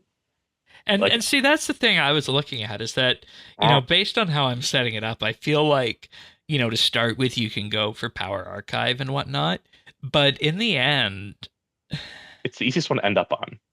Yeah. in the end, the chaotic insight is going to be the strongest, and then, depending on what you have weapon wise, Genesis Essence has its own set of issues, or not full issues with, like. I mean, I'm keen to like I'm gonna do the silly thing. I'm gonna upgrade my Karis to the top tier one and then bring that to Nakatra or whatever. It's gonna be Right. fun. Because what I was going to say is that the one thing Genesis Essence doesn't affect is it doesn't affect your spell damage. So if you have like right. like a sword or Yeah, something it's that works, or stuck It's by really or there for staff. melee. Yeah. I am also saving my Tormented Demon task till I have it, so I can do tier 120 Silverlight. It's like it's gonna have its funny things with the niche weapons and the things they work against. But I'm not like I've had Drygors since 3 blessings ago, so like what else am I trying for a melee weapon here? Arc Glaker, I don't really want to do it. You Kopesh, could go really get don't a want to you do could it. go get a Zuk sword if it didn't feel like you were being penalized for not wearing a shield. Yeah, the shield I'm is the thing. I know you're saying it as like a bad thing. I'm okay that this is the shield league. I think it's so cool that we've created a new Like, archetype for the one of league. the I'm so things, glad we're not doing just the main game meta. yeah, Thank one of the God. things I'd like to see come from this is a bit of an experimentation of what alternative defense abilities can look like, because there is Yep. going to be a time where they want to increase defense to 120, right? So it's like, how do you rework defense like you did with everything else to make an interesting play set that people are going to be interested and want to actually use a shield with, and not necessarily just run around with, bone shield. Yeah. Oh yeah. uh Shields have always been interesting. There's a lot of ways they could go with that. I feel like the way they've gone here is like it's kind of its own combat style. It matters much. You have to pick one combat style just to have like your weapon match your armor for accuracy, but it doesn't really matter. Like you're playing with the defense abilities. You're not playing as much with the other styles Well, abilities. I was So sent it'll be a interesting. video by Bears earlier today. He was at Raziel, and he was doing the poison build with magic with a primal Raziel? kite shield at Raziel. Hilarious. He I doesn't love get the it. I drops mean, for it that's because he too didn't far use with- necromancy, but the build Right. is doing the work. Oh, you don't get drops If you don't use necromancy, no. for the whole. You have to use it for the whole kill or something. Yeah. Ah. Or do something. You probably need to do some necromancy damage, then similar again, to how like the you the know what? necro drops for next work and stuff. I've not really changed necromancy, and obviously the armor takes a big hit in how it's created and all that. But I have the tier 90 weapons because those are pretty easy to make. Mhm. With that, those are not hard. It Yep. might still be worthwhile to go with. Yeah, I'm not doing a lot of damage normally, but every 12 seconds I get to hit Lord of Light. So we've been talking a lot about how it all synergizes. Yeah. We knew you went Kandarin, Yeah, my plan Desert, very much and was about Acronia. the regions. Kandarin seemed like a good easy region to knock out tasks in. I tried to pick all of my things in synergy, so I knew I was taking that in Anachronia. Desert was my meta pick. I don't know. I'm not even the biggest combat person, but I took it just because like I mean, but the combat mostly because the there, blessing system exists. Like I Yeah. have to flex it somewhere. the combat aside from, Have to like use it. streaking at Telos, is not that difficult in Desert. No, like yeah, and especially when you get to certain points, like I click a button and Vindicta falls over. It has raids, which I did with my clan, not really because I wanted to, just because like the armor is so much more armor value on it. I got 2 pieces, and I'm like that might be enough. I don't really plan on doing a mascot. That seems like too much for. Maybe I'll do the story kill for the kill count, but like still, well, it's got enough that you can use the blessing system, but then you're just hard committing to doing combat tasks, and if that's not what you're looking for, then I don't know. Exactly. Maybe I should have taken wilderness, but I felt maybe a little FOMO with my desert pick. Yeah, but At least wilderness is a little more balanced. but at the same time, I didn't want to do dungeoneering. That's why I didn't pick wilderness. very good point. Very good point. That's the other thing. When you pick a region, you're signing yourself up for things, and you're not just missing out on and things. that's what You're I picking the said. things you're doing. And that's what I said, and what governed and worked so well with demonic packs for me is that I chose regions with content I You wanted like. to play. I didn't want to play the desert stuff in OS, so I didn't take it. But here I knew that I would want, Raid's armor. I knew I would want a mascot stuff eventually, so that's desert. Yeah, if that's what you want, totally. But like I said, I didn't want to play with dungeoneering, so I didn't pick dungeoneering. So you're just doing what for I have dungeoneering? 74 dungeoneering. Shifting tombs? I did no, I landed a little bit. I did one normal mode Zamorakian Undercity. Oh, okay. I guess you Yeah. have that. That works. You can get so much dungeoneering XP just from doing the mini bosses in the elite dungeons, and everyone has ED4. So It's solved. And then as soon as I did that, I had more than enough tokens to go buy like the Ring of Vigor, so I can get the passive because I got Anachrony and stuff like that. So, because they put that's the thing. I don't think they need to put the shop in. I don't think they need the dungeoneering shop outside the wilderness. But whatever. Whatever, indeed. I think it's a good choice. And I mean, overall, you're not like sweating from the elbows while playing this, are you? In which way? Like I am like not you're stressed not about meeting tasks. No, I mean like you're not like hard committing and no like no lifing. You're just having a casual No, time. not at all. I mean, I actually I took the first 2 days off work, and the second day ended up actually becoming a very, very big errands day. Like I ended up out of the house way more than I thought I would. And then that first week, I don't think I played very much past the first day. I came back into it this week. Sunday was like my first more free day, so I've been more into it since, and I caught up to. I'm in office most of the week, but I work from home on Wednesday. So yesterday I caught up on my regions and my all that. So like no sweating at all. I mean, I've probably, like I said, this is the most I've played in a long time, but like I am going to work and I had Saturday plans. And you're going to eat and you're going to shower and you're going to see. I'm not playing see your wife silly and all amounts. that. yeah. If I didn't do those things, maybe I'd have those other 4 blessing tasks done. You're right. I should have. It's all your fault. You didn't commit hard enough. Nah, I feel unlike last year, I feel no pressure that I'm not going to hit dragon. Last year, I was like under the gun. I got it in the last week. It was rough. Yeah. You had to do, as the questing guy, I'll admit, you had to do so many quests just to get to points. Like, and sometimes it feels like that this year too. It's like, I'm doing an hour of work for 30 points for one task. Yep. That's just how it is. What task are you thinking of? I could think of I'm sure I thought during other tasks, but like Gout Tuber is such a shot in the dark. Gout Tuber is such a pain. You have to do it for a blessing task. That's the insane thing. Well, if you do take Wildy, because of course everything's bugged. Right, that's a bug I was reading about earlier this afternoon. Is that Gemstone Dragon kill counts in the wilderness for Karamja's blessing?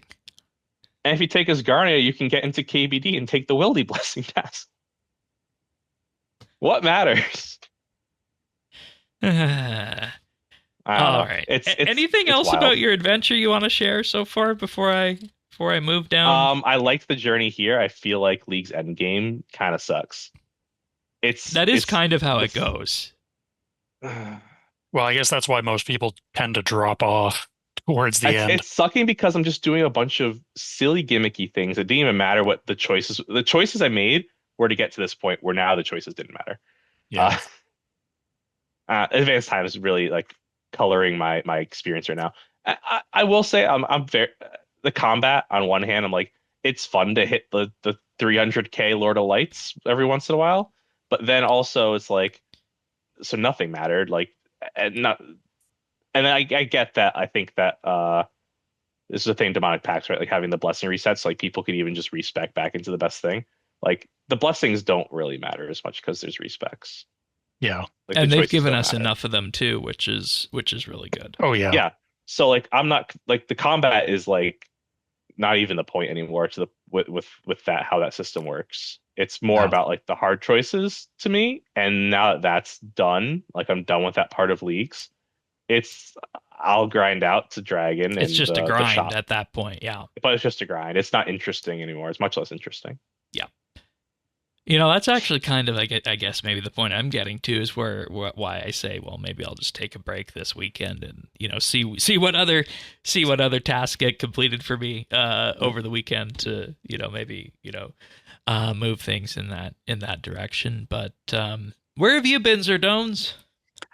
I have been nothing too surprising to anyone. I've pretty much been following my relics and blessings as I laid them out in the theory crafting episode.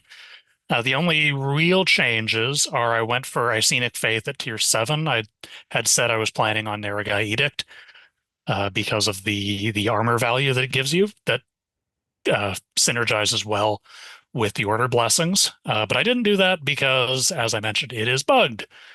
It still has that bug that I think I talked about in a previous episode. Is that the 255 bug? Yeah, when your stats go to 255, they overflow and you end up nuking your stats. And that was not fixed, so that is a bad pick. And it doesn't sound like it's going to be fixed for this league either. It's not sounding that way, no. I mean, I You're think saying the relic would be better if they took that effect off of it. Yes. It's at the point where it's probably not worth fixing this far in. But I mean, it's manually activated, so it's not like it's useless. But Icenic Faith is just better, and also boost the Order Blessings. And also boost the Order Blessings, yeah. Which is the other difference that I did. So I had initially planned on taking Abyssal Cinders in Blessing Tier 2, and I did do that, but then I respec to take Striking Light, and I found Striking Light feels more impactful. Uh-huh. I'll follow you soon, yeah. So I think I'm going to stick with that, but that has the unfortunate downside of I took Perfidious at tier 7 or at Blessing tier 6 so that I could get the true equilibrium full benefit and also double cooldown or half cooldown on Striking Light. So that means you have the Invention one at the end? That unfortunately means I have Power Archive, which I have no use for because I don't care about Invention in any way. And I have no desire to do anything with Invention. So I don't know. I might respec again, take back to Abyssal Cinders. You could also give up True Equilibrium. Like keep Perfidious, but like I feel like True Equilibrium is too strong for that. Is it? Yeah.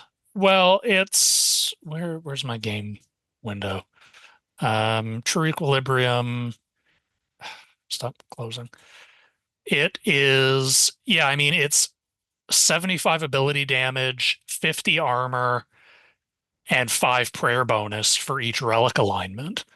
So that's, with 3, that's what, 215 ability damage, 150 armor, and 15, an extra 7.5% damage from Lord of Light. So plus crit chance, plus 15% crit chance, plus 7.5 times 3, like 20% crit damage, and 1,500 life points. So it is very strong.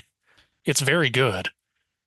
Higher compared power to Havoc Porn, which completely knocks yourself out, and when it comes to that's basically just Zerk all the time.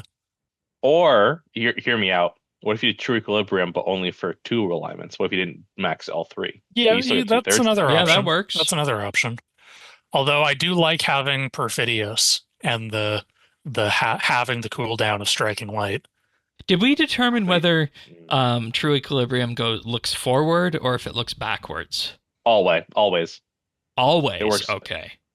As long as it's not God Blessings. It can't be for God Blessings. Right. Not that I think that would matter, because you have to take something in a regular So you will have, if you did a Lord of Light into Perfidious, you would have all 3 then. So that is big. Yeah.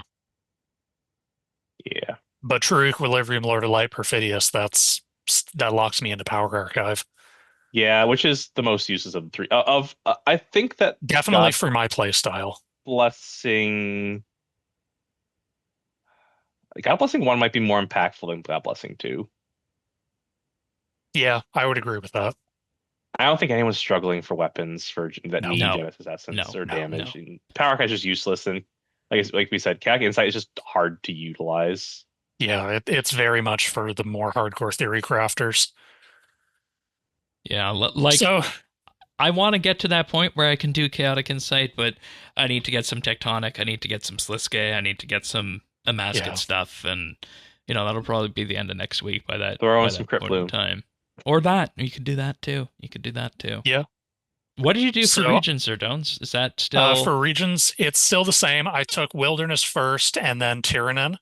And as I said at the top, I am sitting on my third pick because I just have not felt a pressing need. Avernic? I'm honestly For the memes. I'm honestly considering it. Just to prove that you could do it with a hand tied behind your back. Just to prove. And to prove it even harder, I am presently just shy of 32,000 league points. Okay. I am at 31,910. Right, and Fremenic does have the least amount of points available, so you would be. It has 5,000 points. So I would need to put more pressure on my other regions, but I think that's probably doable. Especially because there's a ton that I haven't done yet. Like I haven't fed Richie his 100 mil yet. I haven't made my masterwork yet, which is like that's 1,000 points between those 3 tasks. Yeah. And you can just do regular masterwork for that, right? You don't need the one melee At that regular point, sign yourself up for the least amount of work. I'm honestly considering it, but I'm probably gonna hold off for now. Your blessings will be free. Yeah, my blessings will be free. I'm already presently at I think I have 20 blessing tasks completed. Tier 7. Exactly 20. I'm at tier 7. So, and I've been playing around with higher PvM than I've been used to. I've done hard mode Zuk for the first time with Lord of Light. Nice. I got my Igneous cape, my Igneous Kiln cape today. And how'd that go? Congratulations. I find the last phase of Zuk in hard mode kind of challenging. Less so now that I've got Perfidious and Striking Light has this reduced cooldown. But I find, because the way that the phase works, for anyone who doesn't know, you have you're separated from Zuk. You have a pillar in the middle that you have to damage. You have to kill it 5 times. Every time you kill it, Zuk charges up a soft insta-kill. It does like 20k damage or something.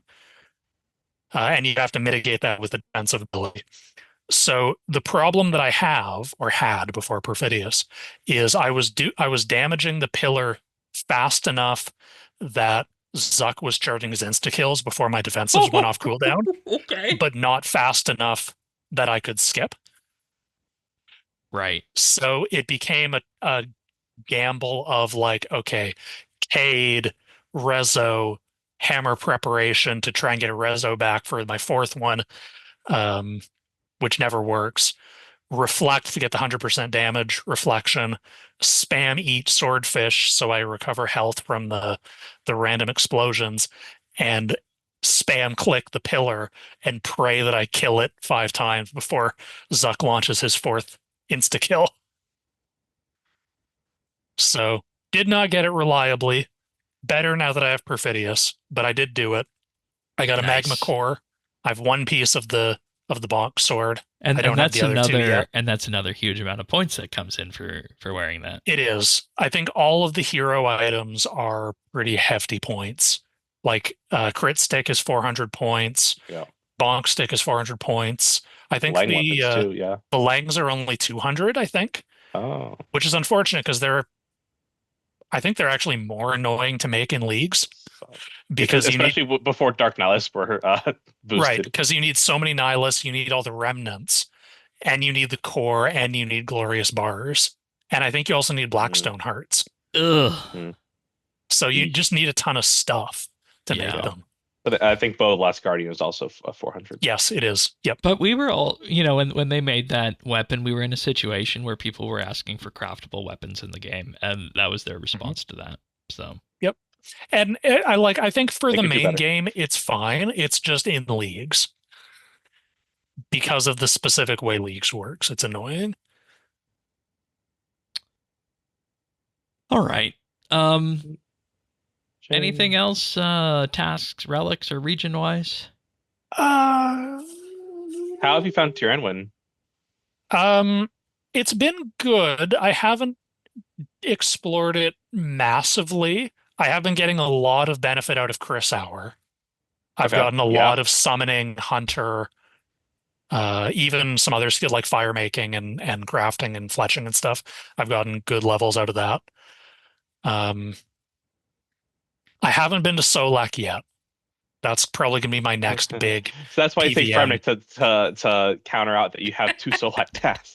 Yeah, two Solak tasks. But I don't know. I mean, I've done so I mentioned this last week. I have actually done Solak for real in the base game.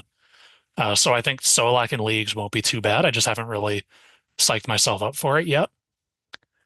But yeah, I mean it's been pretty good. I got the demonic throne. I spent a ton of my cash stack to get the demonic throne. Yeah, you do have that Mask. access to that construction. Yep. Which you can only do that. That's 200 points you can only get in either Tyrannin or Fermenic, because there's the only place that you can get magic stones. One slight correction to that actually. There is a small chance of getting magic gifts? stones from Metaphyte gift offerings. Yeah. Okay. Very small. Okay, fair enough. So not reliable, but if you get lucky. Which reminds me, I should be thieving there instead of these gobies. You could be getting free onyxes. Yeah. I did that last weekend, actually, in the Tsar area. I got like 6,000 diamonds and gems that I transmuted up to Dragonstones with that. Yep. Yeah, I was doing a little bit of that earlier, but I noticed that the Tsar don't seem to give money. No, they don't. They give Tokkul instead. You get the Tokkul for those couple of tasks that you need to buy things for, which is... Well, but Golden Touch, you're supposed to get GP when you pickpocket. Wasn't it like you multiplied? I thought it was only multiplied by 100. Oh, was it? Oh, okay. Maybe that is that. Maybe it is that then. Yeah. Okay. Well, anyway, coins gained from thieving and multiplied by 100. Yeah, they have to already be giving coins. Okay. Yeah, so I went back to Wizards because I need to get my GP up for Richie, a greedy little bird. Meanwhile, here in Desert, 45,000 GP per pickpocket at the Menophyte Market Guards. Yeah, I'm getting inflation really. 56,000 from the Master Mages at the Wizards Tower. And you see, this is what we bring this all back to the beginning, right? It's about synergizing your run and choosing what works for you and how you want to play. You sound like you're having a great time, Xurdones. You too, Avernic. And I have been too. I got no complaints. And it's about knowing those shortcomings of your regions, knowing those shortcomings of your relics, and playing around them. And that's part of the fun of Leagues to me as to why I don't mind region locking, but based on the feedback that we talked about, I think there's going to have to be more of a look-see to see exactly what's going on with might all this. Not be the kind of friction that works for us, but I think there has to be some friction. Yeah. Oh. Sorry to cut you off there, Xurdones. Was there anything else? No, that's fine. I guess to that point, really the only major skilling friction point I'm seeing is with divination, because in my regions, my divination colonies basically go like the tier 1 in Lumbridge, the tier 2 or tier 3 in Varrock, the level 50 in Karamja, and then I'm just parked there until 95. Or I can go to Gate. I can go to Gate to do that. I think it's been a big solution. Yeah. Low-key sleeper of my picks, I didn't realize Engram Slap. Like, they're just great. Engrams are amazing. I haven't done anything with engrams yet. I guess I should, for my div stuff. Divination? Go do. If you have Kandarin, yes, go do engrams. Yeah. Yeah. You can't do all of them, and without Voidwalker, you can't do a lot of them, because there's a lot of engrams that are in Mistlin or Kandarin, but their energy's from like Fremnik. But see, I have transmute, so that's not a problem for me. Then you're fine. You can't transmute energy. You can't? Nope. You sure?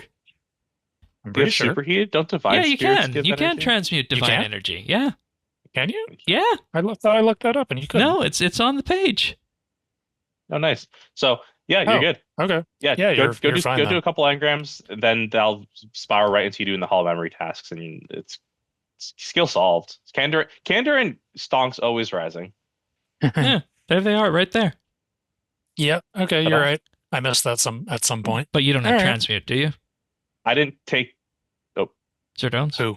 You. I do Xurdones? have transmute, but I have Okay. I don't have Kandarin, so I have no use for right. most of that stuff. Oh I boy. didn't take transmute, but And you know what? anything I'm using the classic transmute of divine energy. Right. Right. Okay. And anything that I would use transmute the divination skill on, I can just use the transmutation relic on. Yeah, that's right. My Metaphyte market guard stocks are rising. I've got 6 water skins. Hell yeah, Ooh. that's great for all of us who don't have Crocodile Tears auto completed. That's an insane one. They didn't auto complete the Menaphos quests. Like, I how don't was wanna that think not about the way that they unlocked the soul? I think they still gave us Soul Altar access, but not like Probably. auto completing Fight Club. Like, I can go there. It sucks. Oh. Don't do it with. Don't do it. But like with all the souls we have, but like, why Or would those Menaphos quests not auto completed?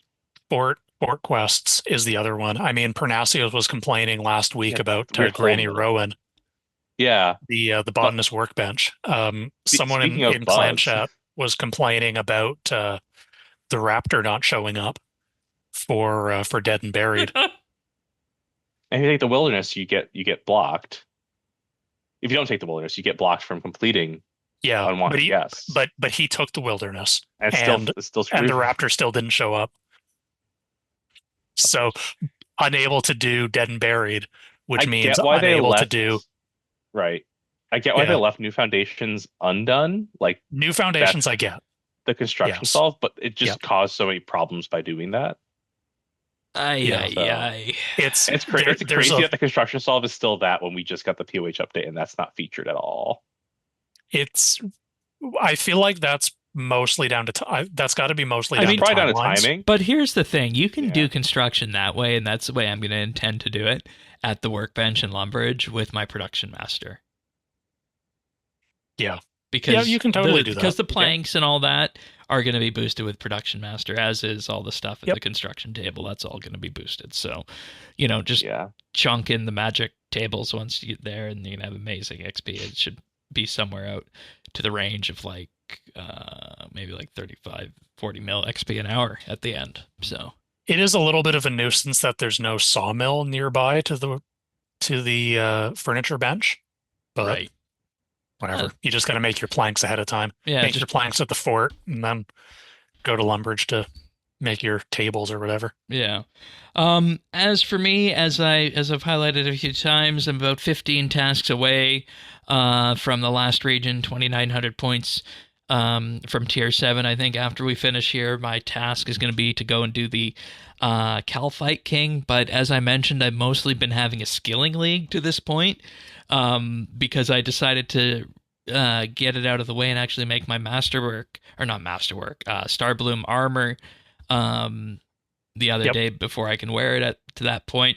Started at 94 crafting, got all the way to 105 before production master boost. So, like I said, any league going forward, I'll probably be taking production master with that. And then the combat stats you see here, have been doing a few Reaper tasks around Ivar and just my 2 runs at the fight caves for the fire cape, and then the subsequent achievement of killing him without the healers and using the fire cape on him in there for a task. 98 magic, that'll be close and done to 99. I also did more farming for the farming for points, like I mentioned, because there was a Siku Lychee task at level 111. Yeah, Lychee farming task. That was needed, and then I still need to obviously knock out the 50 mil and the 120 in that. But it's like I said, you use your relics, and if I just start diving into herblore more, fletching more, and even farming a little bit more, that's going to be probably enough to get me to that 15-point threshold to get the final region before Monday. And I say that kind of tongue-in-cheek that I'd take the weekend off, because I do have a few other things to do this weekend, so I don't know exactly how much I'm going to be here outside of AFK at a specific thing or another. But overall, my biggest roadblock this week was the Kandarin automaton. That was really the only bug that impacted my league up to this point, which was fixed because it is nice to have access to all your blessing tasks and be able to finish them without needing to bank on a relic that you didn't know you needed to take. So it's good that that was hot fixed in. For anyone wondering, the issue there was that after World Wakes, you need to have a series of other quests done that span the entire world, so you couldn't do it even though you had access to the Guthixian temple there. So yeah, you need like Lord of Vampirium in Mauritania, Chosen Commander in Misthalin, and Ritual of Majorat, I think. Void Stairs Back in Asgarnia. Branches of Darkmire. Oh my god. Yeah, I think Ritual of Majorat too, you're right, which is everywhere.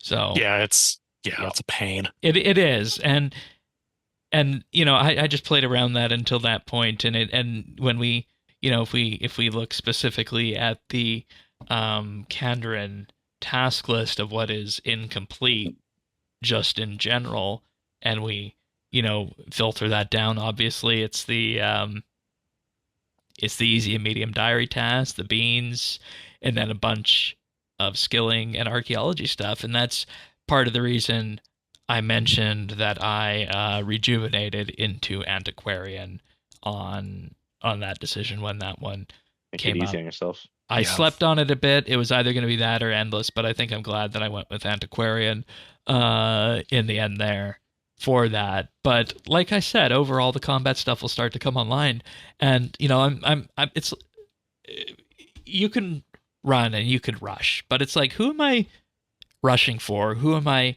playing for? I don't need to present anything that I did combat by the third day to anybody. I can have a skilling league if I want to, and that's what I did.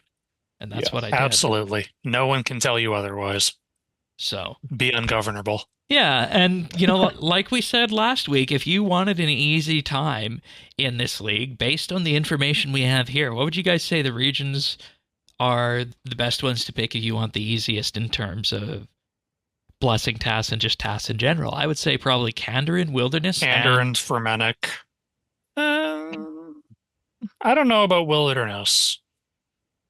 Wilderness is pretty easy on the PvM ones, like relative to what's there. Mostly. I mean, yeah, Wilderness, what are the blessing tasks? It's a Seru one, there's a KBD one. There's not a Seru one in Wilderness. Defeat it's, the KBD. Oh, you're right. Defeat KBD. Flesh Hatcher. Defeat the BSD. Defeat Kalgira, the Warmonger, and defeat Ambassador after allowing 4 black holes. Kalger is hard, not because it's difficult, but just because you have to sit through so much dungeoneering because you can't buy floor skips anymore. Yeah. Which is a pain. 3 easy ones. But yeah. Blackstone sounds intimidating, but it really isn't with all the League's power. And with the League's power, you have to be actually to slow down the Ambassador fight to ensure that you get the 4 black holes. Right. Yeah, I haven't tried 83 yet either. I need to do that. I think Asgarnia might be on the easier side. Yeah, Asgarnia, I would say so. Pretty okay on the PM side. Like, you have some skill. God Wars, Godsword notwithstanding. Yeah. So but yeah, Nax, Mole, QBD, Seru, yeah, that's fine. That's whatever. And then the free one from the KBD as well. And you get a bonus ability one in there. So that would be then what? Kandarin, Asgarnia. And I don't want to recommend Fermenic just because it has so few points on it. Mauritania? They said on the stream that every combination of regions will get you to the problem is Dragon. The less options you have, the more shitty tasks you have to do. Exactly. It's true. It's true. Maybe Mauritania. Why? Werewolf, Barrows Brothers, Celestial Dragons, Empowered Barrows. Oh, and Araxia 300%. Okay, so it's Mauritania, Asgarnia. It's actually a pretty easy region. It just doesn't give you a lot. Yeah. Yeah. And they autocomplete all the vampire quests, so you don't have to worry about any of that access stuff. Okay. I think that's what I do for the AFK run then, is that we go Kandarin, Asgarnia, Mauritania in some order for that. And then they hand you a Dragon's Medallion when you unlock it. Figures. So, but Araxi at 300% enrage would actually be sounds kind good. of infuriating, I think, just because that boss is so time gated. That's right. Yeah. Particularly phase one, but I guess like once you Though, get do to we the have an option relic to tier, select enrage here in the league? Or is that only the path? Ooh, oh, that's a good question. that'd be in Blessing. I know you can for the normal enrage bosses like Yes, at God tier Popsicle, 1. Telos. Oh no, that's rotation. Sorry, that's rotation. Yeah, You can pick rotation, rotation. you can pick rotation. That's actually a good point because then you need to kill a lot of Araxi to get to 300 enrage Yeah. because it's what like 20% a kill, something like that. It's not Max. that bad. Isn't it? You're going to just be doing a lot of waiting with the amount of power you have at the We at have the first yeah, bits. there's going to be a lot of waiting as well, but You click once, it phases. You click once, it phases. well, but no, because phase one you have to You wait have to for the wait web for the to burn phase. down. Yes, you have to wait for the web to burn. Yeah, or Like wait for the minions. that's 30 Don't seconds do or the to minions. 45 seconds no matter what. Yeah. And then depending on rotation, I'm assuming there's a task to get a weapon. So you've got to do all three paths at some point. Yeah. Good question. Well, in any case, that's largely what I've been up to.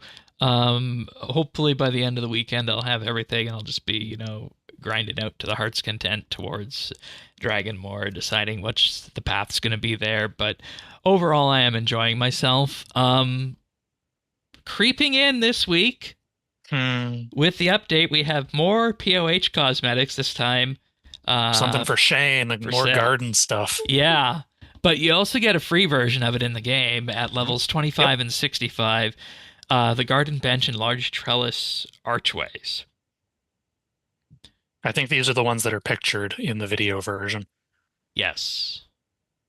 And then if we look at the bundles that are for sale, you can choose what kind of flowers you have on them. So there's ones with flowers and ones without flowers that you can buy. And then the other bundle that is listed is the Blooming Fountain bundle that puts flowers on your and candles. fountains. So, yeah. I mean, EOF update. Like when it comes down to it, this is the base one right here, right? So that's fine. Everyone's getting that, right? Yeah. Yeah. And then you add the flowers onto it, and it just has a different spark of life to it. Not too bad on the cost for some of them. 360 rune coins and 720 for the archway and bench bundle, but 360 for the fountain and trellis. For each of them. It's the new age of MTX. And these ones, and there's a big statement at the top where they talk about their strategy for releasing these. So it seems like the plan is to give you, or at least the POH cosmetics, give you the furniture plans as opposed to single-use items. Yes, which is a lesson which is what learned people from wanted last week or the week before. Yes, after last time. Yep.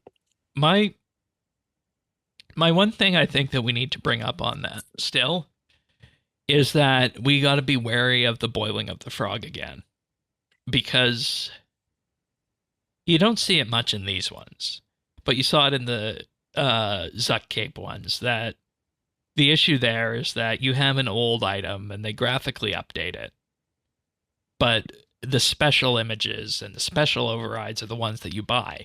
Now, granted, you now have the decision about turning on or turning off whether you see other people's cosmetic overrides, but at the same time, does that set a kind of a double standard that the base non-special one is just what's going to be in the game, versus when we could have got one of those shiny Zuk capes for everybody, or there might be a way through some sort of skilling advent to get the candles on the water fountain or the flowers on the archway. That makes graphic stuff to be sold. And if it wasn't being sold, the stuff wouldn't be made. And that's true. I think that's a hard pill to swallow. It is for a lot of people. And would you rather have this, or would you rather have Smoldering Lamp Weekend? Yeah. Obviously this. It's hard, but it's hard. It's even harder because old school doesn't have to deal with it. Yeah, and see, that's the binary that people get into, is that, should it be just a subscription-based game where you don't have to deal with any of this? A lot of people would say, yeah, absolutely. But at the same time,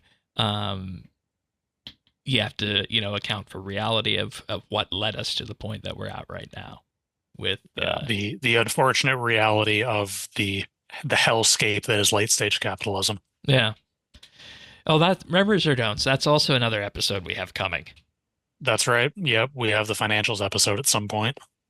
So we got a whole fun time up until now, Oh, yeah. RuneFest. So We're going to be here a long time. so that's in the marketplace there, but I don't think there's anything else I specifically want to mention with these. You guys have anything else with the marketplace or any gripes you want to get off your chest?